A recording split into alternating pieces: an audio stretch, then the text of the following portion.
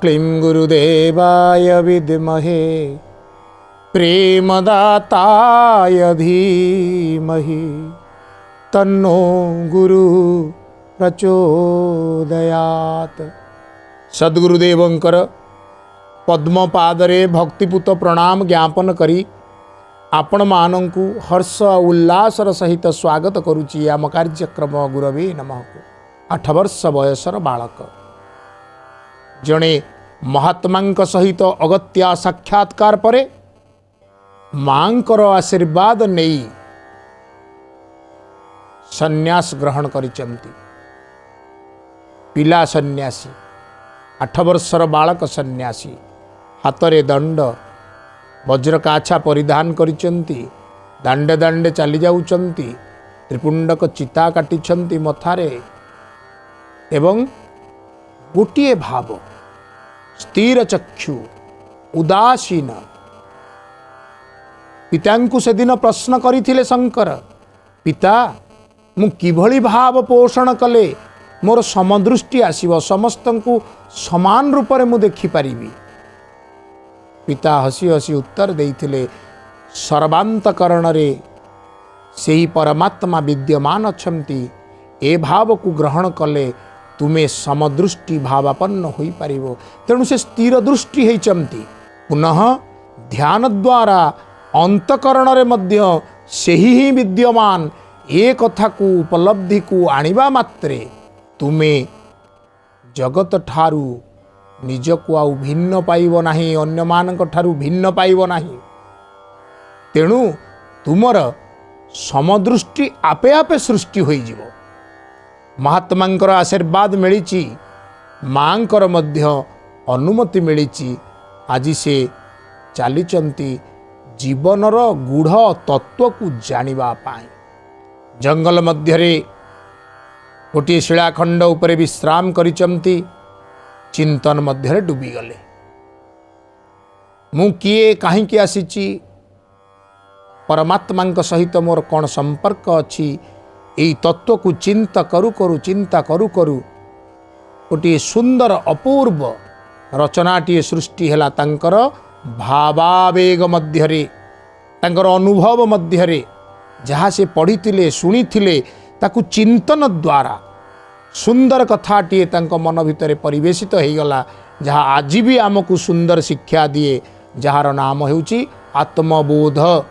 ए आत्मबोध नामक ग्रंथटी अत्यंत बालुत बयसरे तांकर रचना, किंतु ए आत्मबोध भितरे तांको निजस्व आत्मबोध को भगवान शंकर स्थान देइचंती। आम मानक पाई शंकर सन्यास नैचंती, सद्गुरुंकर अन्वेषण करुचंती, मने मने स्मरण करुचंती सेई महात्मांकर बाणी। जेउ महात्मा तांकु अगत्या भेटिथिले, आशीर्वचन देइथिले, जहांक पाखरे से शिष्य हेबा पाई पाद तले निजको समर्पित करिथिले, किंतु से महात्मा तांकु कहिथिले दिन आसीबो, समय आसीबो, समय आसिले तुमे तुमर उपयुक्त गुरु निश्चित पाइबो। से कथा को से स्मरण करी आश्वस्त हेउचंती, किंतु विचलित मध्य हेउचंती।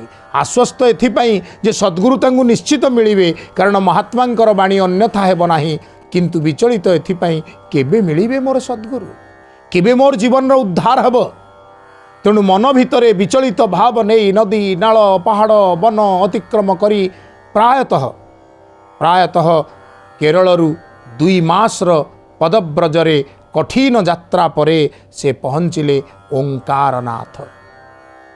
ओंकारनाथ रे नर्मदा नदीर तट आउ सेठी परिवर्तित होई गला शंकरक जीवनर पट।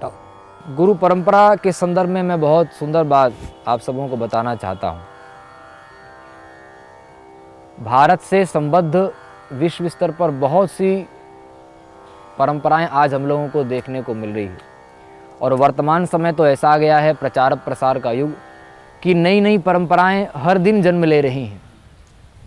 बहुत से महापुरुष भारत में हुए, उन सब की अपनी अपनी परंपराएं चली हैं, किंतु हमको यह ध्यान रखना आवश्यक है, यह जो पूरी सृष्टि है, जैसे कोई एक व्यक्ति कोई संस्थान बनाता है तो उस संस्थान को चलाने के लिए वो संविधान बनाता है ये संविधान के आधार पर यह संस्थान चलेगा। इसी प्रकार जब छोटे छोटे संस्थानों का संविधान होता है, एक देश का संविधान होता है, अलग अलग देश में अलग अलग संविधान है, तो आप सोचिए जिस परमात्मा ने इतनी बड़ी सृष्टि बनाई उसने भी तो कोई संविधान बनाया होगा। उन्होंने संविधान बनाया, वो संविधान है वेद। और जिस संविधान के आधार पर उन्होंने सृष्टि बनाई, उस संविधान को जानने वाले परंपरा प्राप्त जो आचार्य होते हैं वो सार्वभौम आचार्य होते हैं। मैं बताना चाहता हूँ, बहुत प्रसिद्ध श्लोक है यह, गुरु परंपरा के संदर्भ में प्रश्न है। नारायणं पद्मभवं वसिष्ठं शक्तिं च तत्पुत्र पराशरंच व्यासं शुकं गौणपदं महांतं गोविंद योगींद्र मथास्य शिष्यं श्रीशंकराचार्य मथास्य पद्म पादं च हस्तामलकं च शिष्यं तंत्रोटकं वार्तिककार मन्याम अस्मद्गुरुं संततमानतोस्मि। ये पूरी सृष्टि भगवान श्रीमान नारायण से उत्पन्न हुई है। वही निर्गुण निराकार ब्रह्म है, वही सगुण निराकार ब्रह्म है और वही सगुण साकार ब्रह्म है हमारे श्री जगन्नाथ। नदी आज समुद्र पाखरे पहुंची जाइछि। समुद्र तार गुरु गंभीर भाव को नहीं विराजमान है। समुद्र किए ना सद्गुरु रूपरे श्री श्री गोविंद पादाचार्य जी समाधिस्थ अछंती। ढेर दिनरु अनेक सन्यासी सेठी अपेक्षा करिचंती। एही तरुण सन्यासी को दर्शन करी अन्यान्य सन्यासी माने चमत्कृत हेले। आहा, तुमठारे ईश्वरंकर केते कृपा। तुमे ए बालुत बयसरे वैराग्य संपन्न होइगल। धन्य धन्य तुमे मध्य उचित स्थान रे आसी पहुंचीच। एई गुंफा मध्यरे समाधिस्थ अछंती श्री श्री गोविंद पादाचार्य जी। एई जोग समाधि रे से केबेठारु बसिलेनी तार कई कल्पना करि परिबे नाही। किंतु आमे समस्ते अपेक्षा करि रहिछु केउ दिन से तांकर नेत्र खोलिबे, दुई पद मधुर कथा आमको आश्वासी कहिबे, आउ सुंदर तत्व उपदेश देवे। आमे समस्ते समस्ते अपेक्षा करिछु। एक कथा को सुनी आदिशंकरंक मन मध्यरे सुंदर अन्वेषा भाव जात हला। दीपाळीटीए नहीं से गुंफा मध्यरे प्रवेश कले। ए कौन से देखुचंती?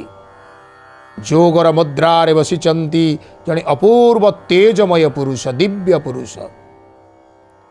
अजानुलंबित जटाजूट तप आचरणर प्रभाव रे शरीर रे चर्म मात्र रही अच्छी। अस्थि उपरे घोड़णी हुई मांस चर्बीर लेस मात्र नाही।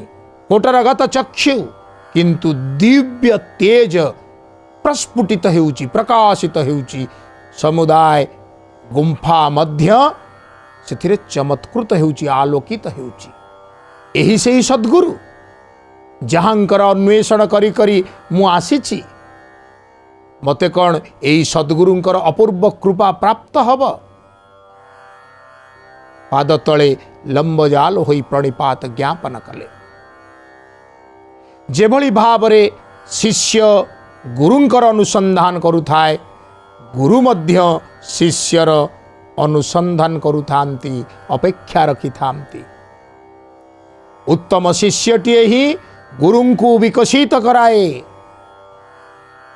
जेभली भावरे बाछुरीटीए गाईर पन्नारे मुह नदेला पर्यंत गाई क्षीर झराए नहीं। ठीक सही न्याय रे जे पर्यंत उत्तम शिष्यटीए न पहुंचीची तद्विद्धि प्रणिपातेन परिप्रश्नेन सेवया भगवत श्रीमद् भगवत गीता कहिले। तेणु ज्ञान लाभ पाई, सिद्धि लाभ पाई, जीवन रहस्यर उन्मोचन पाई नर्मदा नदी तटरे ओंकार नाथरे गुंफा मध्यरे श्री श्री गोविंद पादाचार्य जींकर अपूर्व दर्शन हेची। आदि शंकराचार्य जींकर भगवान श्रीमान नारायण परम पिता हैं और परम गुरु हैं। भगवान नारायण के शिष्य ब्रह्मा जी हुए। ध्यान से सुने, प्रत्येक हिंदू को, प्रत्येक सनातनी को और प्रत्येक मनुष्य को यह बात ज्ञात होना चाहिए। आधुनिक विज्ञान भी इसे स्वीकार कर रहा है। आदि मानव और बंदर की थ्योरी आज का विज्ञान कसौटी में डाल करके उसे स्वीकार नहीं कर पा रहा है। अब विज्ञान ये चाहता है कि मनुष्य की वास्तविक परंपरा को खोजें, तो ये प्रश्न उससे जुड़ा हुआ है। पूरी सृष्टि भगवान नारायण से उत्पन्न हुई, उनके शिष्य ब्रह्मा, नारायण के शिष्य ब्रह्मा, ब्रह्मा जी के शिष्य वशिष्ठ जी, और महर्षि वशिष्ठ के शिष्य महर्षि शक्ति, महर्षि शक्ति के शिष्य महर्षि पराशर जी, पराशर जी के शिष्य और पुत्र कृष्ण द्वैपायन भगवान वेदव्यास जी, और वेदव्यास जी के शिष्य श्री सुखदेव जी महाराज, जिन्होंने भागवत सुनाई परीक्षित जी को। व्यास जी के शिष्य हुए सुखदेव जी महाराज, और सुखदेव जी के शिष्य गौण पादाचार्य जी, और गौण पादाचार्य जी के शिष्य गोविंद भगवत पादाचार्य जी, और गोविंद भगवत पादाचार्य के शिष्य हुए भगवत पाद आदि शंकराचार्य जी। भगवान श्रीमन नारायण से 10वें स्थान पर नारायण हैं, उसके बाद ब्रह्मा, नारायण, फिर ब्रह्मा, फिर वशिष्ठ, फिर शक्ति, फिर पराशर, फिर व्यास, फिर सुखदेव, फिर गौणपाद, फिर गोविंदपाद, फिर शंकराचार्य। 10वें स्थान पर भगवान विष्णु से शंकराचार्य जी। और उन्होंने जिन 4 पीठों की स्थापना की, तो इस गोवर्धन मठपुरी पीठ में, हमारे उत्कल प्रांत में, उन्होंने जो ऋग्वेद से संबद्ध पीठ की स्थापना की। आदि शंकर के बाद में प्रथम शंकराचार्य इस पीठ के हुए पद्म पादाचार्य जी, और उन पद्म पादाचार्य जी से लेकर वर्तमान शंकराचार्य जी तक, हमारे वर्तमान में जो पूज्य जगत गुरु जी हैं, वो 145वें शंकराचार्य हैं। गुरु तो मंगलमय, गुरुंक कृपारे सबु किछि आपे आपे संपादित हो जाए। गुरु अपेक्षा करिथिले शिष्य को, शिष्य मध्य आसी पहुँचिले, तेणु उपयुक्त शिष्यर उपस्थिति जानी समाधि तेजी गुरुवर आचार्य शंकर को शिष्य रूप में परिग्रहण कले। गुरु श्री गोविंद पादाचार्य जी एवं आदिशंकरंकर ए लीला को आहुरी विस्तृत भाव तो शुणिबा। गुरु पाद तले आश्रय नेबा समय रे शिष्य जो जो कर्तव्य संपादन करे, से गोटे कर्तव्य होची प्रत्येक दिन भिक्षा करिया को जिबा। भिक्षारे जत किंचित बा जहा भिक्षा मिलिबो ताकू आनी गुरु पादरे निवेदन करिवा, एवं गुरुंकर आदेश ही केवल आउ केवल, गुरु आदेश ही केवलम आउ किछि नाही, ताकू ही जीवन में पालन करिवा। दिनकर कथा भवतः भिक्षाम देहि, भवती भिक्षाम देहि, यही भली शब्द उच्चारण करी शंकराचार्य जी गृह को गृह, गृह को गृह जाउचंती।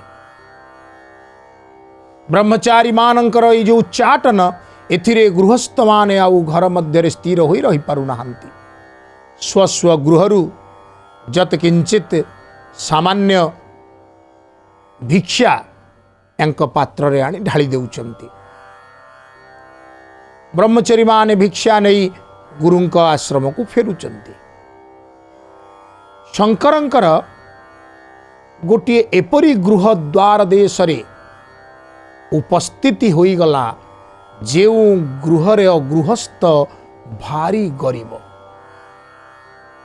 बिचारा 2 मुठा अन्न निज पाई जोगाड़ करिबा कष्ट। पुणी गृहकर्ता स्वयं अनुपस्थित अछंती, गृहिणी शुणुछंती डाकरा, भवती भिक्षाम देहि, भवती भिक्षाम देहि। किंतु कौन भिक्षा देबे? हांडी, कुंचा, अन्यान्य शस्य रखिबार स्थान सबु किछि उंडाली छाड़िलेनी, किछि नाही। ब्रह्मचारी को कौन देई द्वार देशरु विदा करिबी? भिक्षा मागुथिबा ब्रह्मचारी को द्वार देशरु सेमती रिक्त हस्तरे विदा करिदेले जे घोर पाप हब। एणे गुरुंक उद्देश्य रे भिक्षा याचना पाई द्वार देश रे दंडायमान होइचंती आचार्य शंकर। कौन देबे भाभी भाभी शेष रे किछि न पाई गोटे शिकारे रखिथिबा सुखिला अँला कोलीर चिंता तांको मन को आसिला। बाड़ी गछर किछि अँला कोली को तोली से शिकारे हांडी रखिथिले। हाथ पुरेई सेइथिरु किछि अँला कोली नहीं शंकराचार्य पात्र रे देदेले। आदिशंकर से ही अँला कोली को आग्रह और आनंदर सह भिक्षा रूप में ग्रहण कले। आग को चलिले। आखिरु धार धार लुह बहु थाए। गृहिणीटीर मन मध्य दुख जे जो भिक्षा देले से गोटे विद्यार्थीर बा गोटे सन्यासीर पेट पूरी जीवा दरकार, किंतु दारिद्र्यर ताड़नारे मु एते असमर्थ जे ताकू सेपरी भिक्षा दे पारली नाही। हे ईश्वर मते क्षमा कर, हे ब्रह्मचारी मते क्षमा कर। एणे स्वयं शिव अंशी बा स्वयं शंकर निजे तो एठी लीला करुछंती आचार्य शंकर रूप रे। तेणु ए जो प्रेमपूर्ण स्नेह सिक्त भक्ति भावयुक्त सुखिला अँला कोली बा फल तांको पात्र रे पड़िला। विनिमय रे से दृष्टिपात करिदेले। ए दृष्टि करुणार, ए दृष्टि कैवल्यर। तेणु जो भांडरे बा पात्र रे थिबा सकल अँला कोली सुनार अँला कोली रे परिणत हो गला। गृहिणी जनक जेतेबेले घर भितर प्रवेश करिचंती, ढली पड़ी शिकारे पात्रटी एवं अँला कोली बदल रे सुनार अँला कोड़ी झड़ी पड़ुची शिकारु। ए जन्म नुहे, आसंता 7 जन्म 7 पुरुष पर्यंत तांकर दुख तांकर दारिद्रता सबु दूरीभूत हो गला। से पुणी दांड को धाई आसिले। ब्रह्मचारी एक मुहा ही चलीचंती गुरुदेवंक आश्रम अभिमुखे। कि अपूर्व लीला, कि अपूर्व करुणा। ये सतरे भगवान स्वयं ये लीला करुछंती बालुत स्वरूप धरी। विभिन्न स्थान रे भिन्न भिन्न प्रकारे लीला को सुंदर भाव रे प्रदर्शित करुछंती देवादिदेव जोगीराज। तेणु जी स्वयं सिद्ध जोगीराज सी आचार्य गोविंद पादाचार्य पाद तले शरणापन्न हो कहउचंती मते टिके योग शिक्षा दियंतु, ध्यान करिवार कौशल शिखई दियंतु। ध्यान करिवार कौशल योगर विभिन्न उपाय अवलंबन करिवा पई जेतेबेले पचारंती गुरुदेव हसंती। आपण तो स्वयं सिद्ध सब जानती, तथापि कृपा करी सबकिछि शिखैबार न्याय रे मानवीय लीला चले। आउ गुरु करुणारु धीरे धीरे सिद्ध हुअंती आचार्य शंकर। जोग रे सिद्ध हुअंती, तप रे सिद्ध हुअंती, ध्यान रे सिद्ध हुअंती, ज्ञान रे सिद्ध हुअंती। वेद वेदांग उपनिषद सकल तर्क दर्शन रे सिद्ध हुअंती। ज्ञानर अपूर्व मूर्तिमंत रूप हुअंती आचार्य शंकर। हमारे वर्तमान आचार्य से भगवान विष्णु तक अगर हम जाएंगे तो 155वें स्थान पर हमारे गुरु के गुरु, फिर उनके गुरु, फिर उनके गुरु, ऐसे अगर जाएंगे तो 155वें स्थान पर श्रीमन नारायण तक हम पहुंच जाएंगे। और एक बढ़िया बात मैं आपको बताता हूं, धरती में कोई भी ऐसा सौभाग्यशाली गुरु परंपरा का अवगाहक मनुष्य नहीं है जिन्हें अपनी पूरी गुरु परंपरा प्राप्त हो। भगवान श्रीमन नारायण से चलकर के शंकराचार्य जी तक आने वाली अविच्छिन्न गुरु परंपरा कहीं भी खंडित नहीं हुई, ये हम लोगों को प्राप्त है। और वर्तमान में जो शंकराचार्य जी हैं ये साक्षात भगवान नारायण की परंपरा में है। ये जो गद्दी है शंकराचार्य की गद्दी है, जैसे प्रधानमंत्री की गद्दी में बैठने वाला प्रधानमंत्री, मुख्यमंत्री की गद्दी में बैठने वाला मुख्यमंत्री, ऐसे ही ये जो गद्दी है इसके मूल पुरुष हैं भगवान नारायण।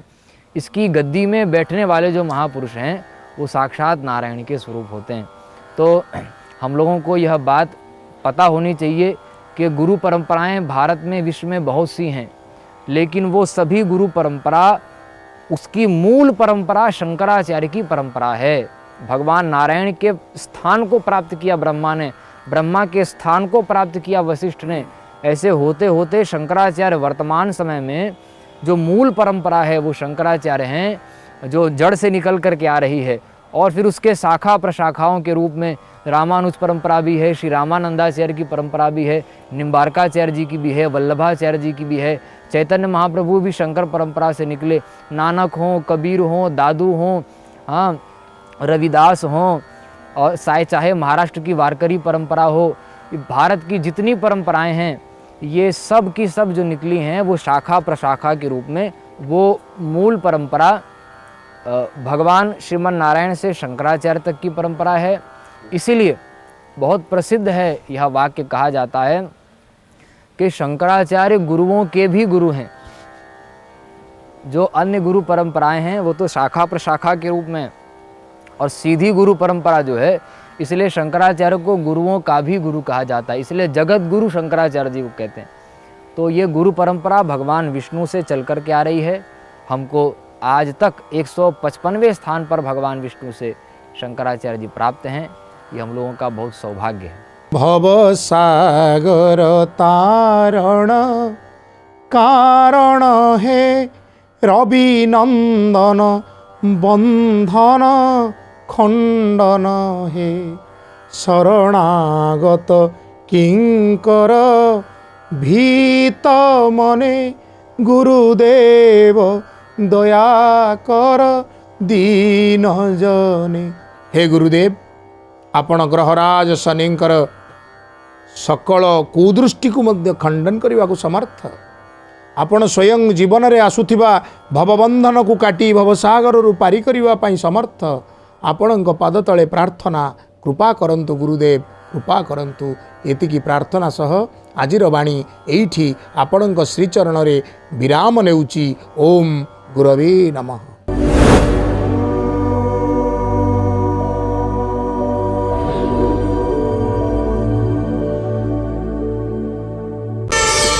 प्रार्थना आम आनंदर उत्स।